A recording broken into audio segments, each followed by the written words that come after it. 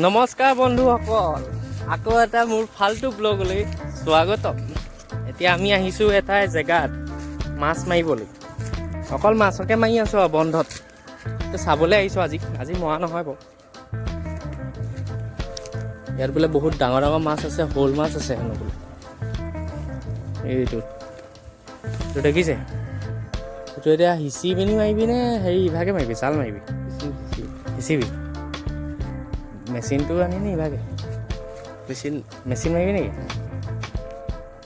অঁ বন্ধুসকল, তেনেহ'লে এইটো সিঁচা হ'ব অলপ দেৰি পিছত।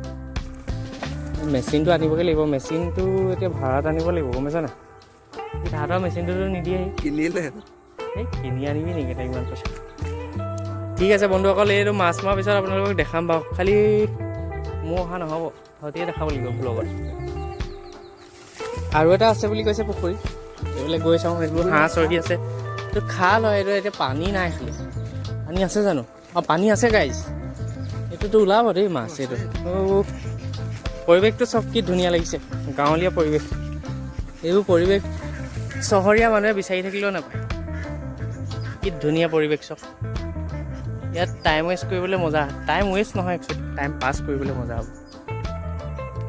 মইতো ইয়ালৈ আহিলে, এইটো মোৰ লগৰ এটা ঘৰৰ ওচৰ হয়, এইফালে কাম কৰি আছে।